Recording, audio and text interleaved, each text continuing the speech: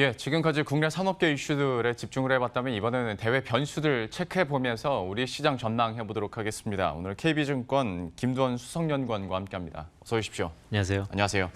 아무래도 가장 관심이 많을 미중 무역 협상에 대해서도 한번 얘기를 해보도록 하겠습니다. 스몰 딜에 대한 기대감들은 나오고 있는데 사실 말이 스몰 딜이지 이게 굉장히 또 추상적인 개념이다 보니까 얼마만큼의 결과가 나와야 이걸 스몰 딜이라고 하고 또 트럼프 대통령 입장에서는 지는 모습을 보이지 않고 또 스몰 딜을 이뤄낼까 많은 분들이 좀 궁금해하고 있는 것 같은데 여기에 대해서 전망은 좀 어떻게 하십니까? 12일입니다. 그러니까 워싱턴에서 고위급 회담이 예정돼 있는데요. 양국가 간의 갈등의 골이 꽤 깊었었기 때문에 만남 자체가 가져오는 의미는 상당 부분 있습니다. 네. 왜냐하면 대화를 하다라는 의미니까요.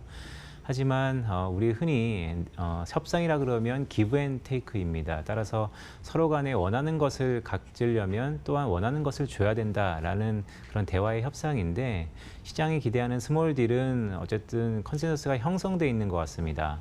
최근 트럼프 대통령이 내년도 대선을 앞두고 고전하는 판벨트라든지 아니면 러스트벨트의 지지율을 어느 정도 끌어올리기 위해서는 이번에 중국이 미국산 농산물을 대량적으로 구매할 수 있는 부분 플러스 알파를 노려본 듯한 느낌이 좀 있는 반면 미국이 중국한테 끊임없이 얘기했던 어떻게 보면 이 미중 무역 분쟁이 발발됐던 가장 근원적인 원인일 수도 있는데요.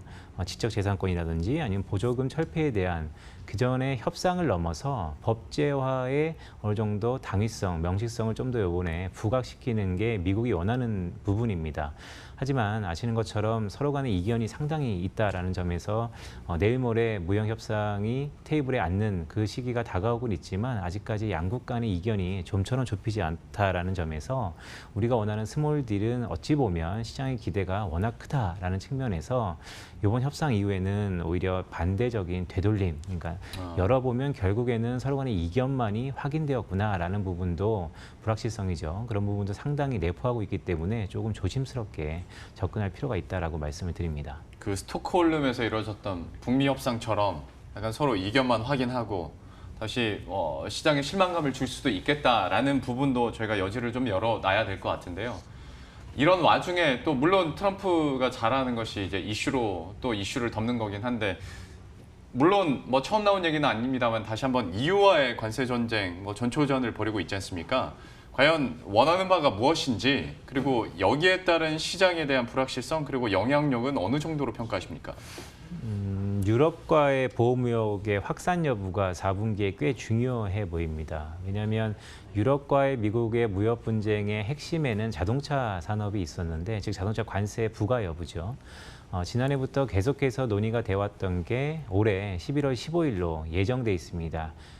관세를 부과할 것인지 아니면 철회할 것인지가 결정되는 순간인데 지금까지의 컨센서스 아니면 여러 가지 정황들을 감안해 봤을 때는 미국이 유럽산 자동차에 관세를 부과할 가능성이 꽤 있어 보입니다. 그렇다면 결국에는 이러한 보호무역주의의 불안감이 유럽 지역으로의 확산 가능성이 있다라고 할 수 있기 때문에 최근 또 지난주죠. 미국이 유럽산의 농산물이라든지 아니면 자본주를 비롯해서 항공기관에서의 관세를 부과했습니다. 10월 18일부터 부과가 예정돼 있는데요. 그런 측면을 놓고 보더라도 앞서 말씀드렸던 미중을 차치하더라도 유럽과의 보호무역주의가 좀 더 확산될 수 있다는 게 우리 4분기 글로벌 경제의 가장 중요한 핵심 이슈 중에 하나다라고 할 수 있겠습니다. 예, 4분기 들어서는 이 EU와의 무역 전쟁에 대해서도 저희가 관심 있게 계속 쫓아가 보도록 하겠고요.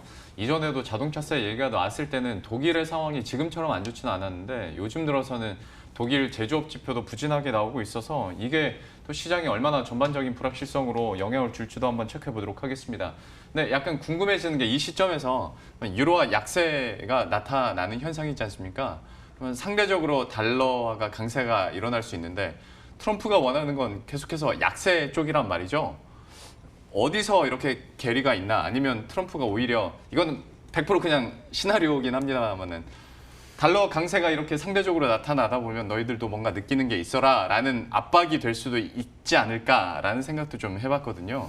좀 환율 상황, 그러니까 달러화 흐름이나 여기에 따른 연준의 반응도 좀 궁금해지고요. 좀 어떻게 보십니까?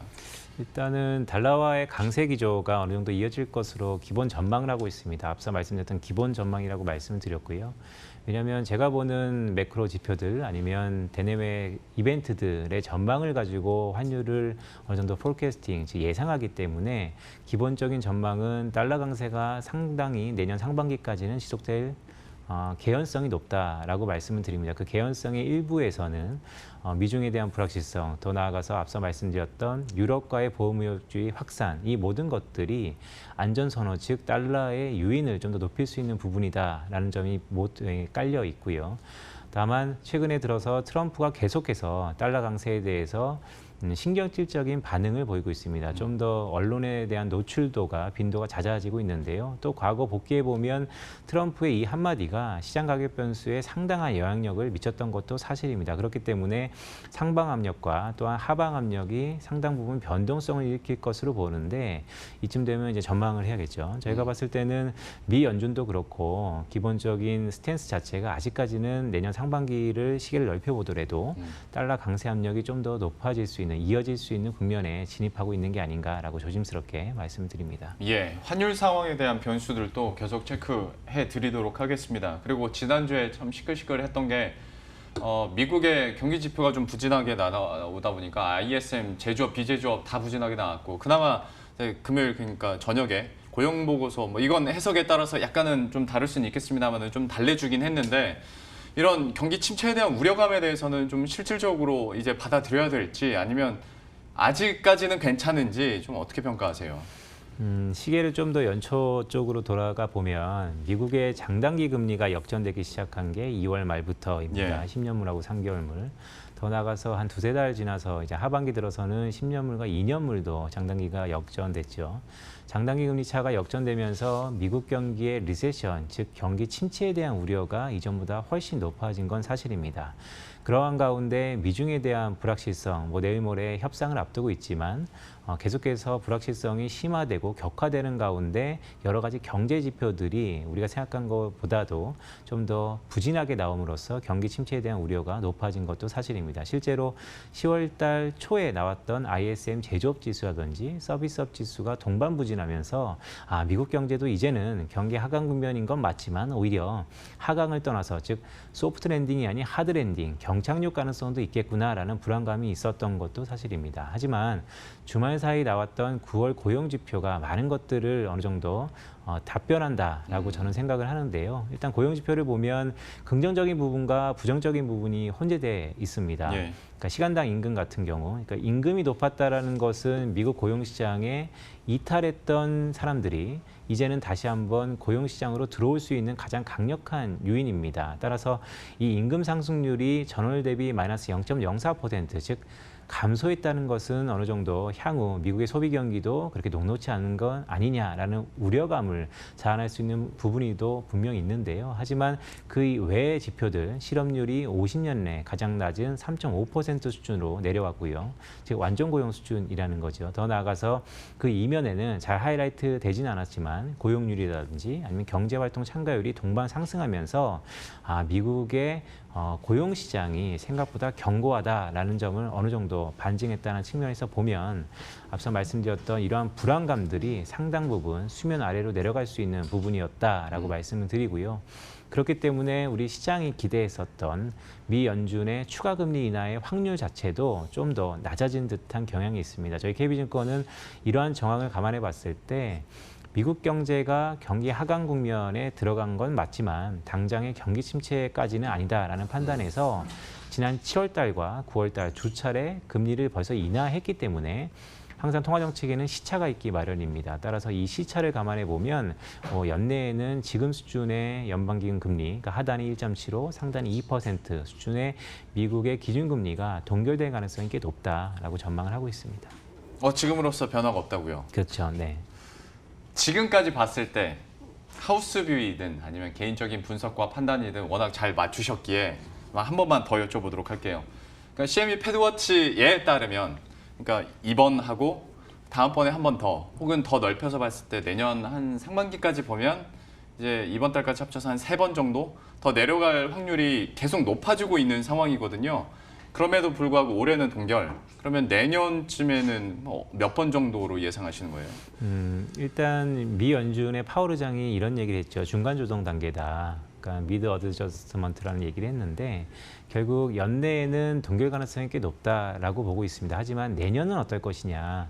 내년에는 지금의 추가 금리 인하의 여지를 어느 정도 남겨뒀다라는 측면에서 저희 KB증권은 내년 상반기쯤에는 한 차례 더 추가적인 금리 인하 가능성이 있는데 그 부분은 두 가지가 어느 정도 부합돼야 됩니다. 첫 번째로는 연준이 얘기했던 것처럼 향후 나타나는 경제 지표가 우리가 예상하는 수준보다 오히려 경기 침체 쪽으로 아니면 경기 하강 압력이 좀 더 확대되는 쪽으로 나타날 경우가 있을 수 있겠고요. 두 번째로는 내일 모레 워싱턴에서의 만남이 있지만 그 이후에 다시 한번 미중 간의 불확실성이 높아지면서 우리가 예고했었던 추가적인 관세 이외에 플러스 알파 부분에 좀 더 불확실성이 높아진다면 충분히 연준은 경기 확장 국면을 이어가기 위해서 내년 상반기쯤에 추가적으로 금리 인하 가능성을 여전히 열어두고 있다. 다만 좀 더 중요한 것은 연내에는 기존에 실시했던 두 차례 금리 인하의 정책적 시차를 어느 정도 봐가면서 동결 가능성이 꽤 높아지지 않을까 이렇게 조심스럽게 말씀드립니다.